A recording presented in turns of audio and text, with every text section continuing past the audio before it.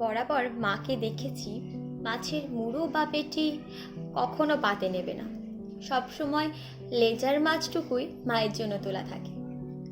বড় হওয়ার পর একদিন জিজ্ঞাসা করেছিলাম, আচ্ছা মা, তুমি সবসময় লেজার মাছটা খাও কেন? কখনো কখনো মুড়োও তো খেতে পারো।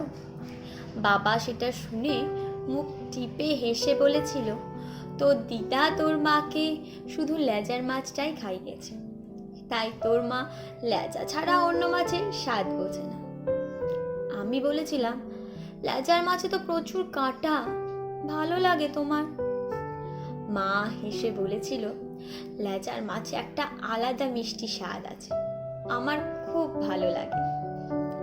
পেটুক আমি টেস্টের কথা শুনে একদিন লেজার মাছ খেয়ে দেখেছিলাম।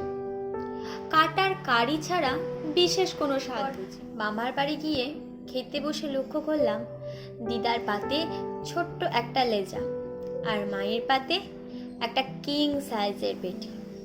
এর আগেও মামার বাড়িতে গেছি, খেয়েছি, কিন্তু এত ডিটেলে লক্ষ্য করিনি। আমি অবাক হয়ে দিদাকে বললাম, আরে মা তো পেটি খায় না গো, মাকে লেজাটা দাও।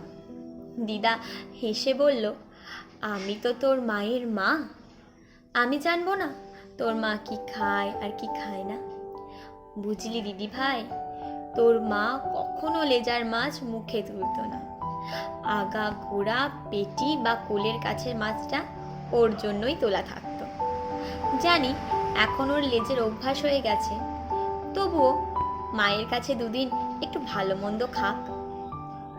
আমি অবাক হয়ে তাকিয়ে থাকলাম মায়ের দিকে। দেখলাম মা কিন্তু পুরো পেটিটা খেলো না, শুধুমাত্র একটা টুকরো ভেঙে খেলো।